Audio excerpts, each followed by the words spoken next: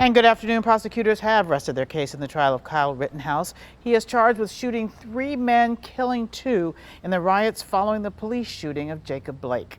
The defense is now taking center stage. Our Stephanie Haynes has been following the trial. She joins us live with the very latest. Stephanie.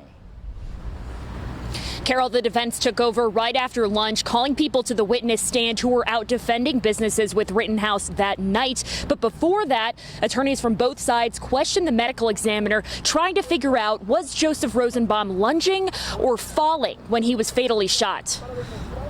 Prosecutors showed the jury drone video they just got Friday. The video shows the shooting of Joseph Rosenbaum zoomed in and slowed down.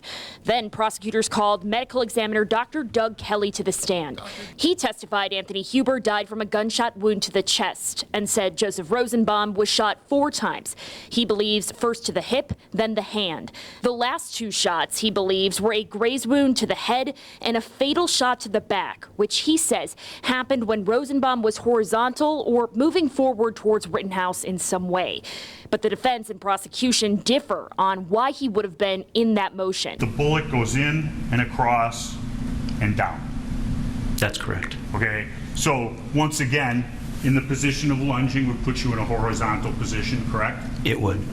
But they would be, as he's in a horizontal position, perhaps falling after being struck in the hip. That's right. Defense attorneys asking the medical examiner if Rosenbaum could have grabbed the barrel of the gun, and prosecutors asking if he could have been falling or swatting it away. Then the defense called its first witness, Nicholas Smith. He testified he used to work at Car Source, which is the business Rittenhouse says he was defending. Smith says one of the owners called him. He calls me in the morning of the 25th asking if I could provide assistance to watch over the building later in that night. This contradicts what the owner's son said on the stand last week when he testified they never asked anyone for help.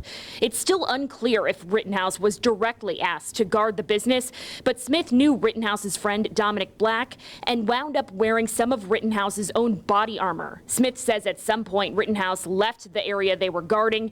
He describes meeting up with him after the shootings. He repeats, I just shot someone, over and over, and I believe at some point he did say he had to shoot someone.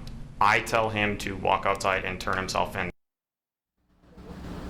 By the way, the judge says the charge against Rittenhouse for violating curfew has been dropped, essentially saying that a detective's testimony that it existed isn't enough evidence. Meantime, tomorrow the defense will pick it right back up where they left off today. No word on if or when Rittenhouse will testify. For now, live in Kenosha, Stephanie Haynes, TMJ4 News. Yeah, that is a big question. Stephanie, thank you very much. And coming up at 6, attorney Jonathan Lavoie from the law firm of Kim and Lavoie provides his expert analysis of the day's proceedings as well as testimony.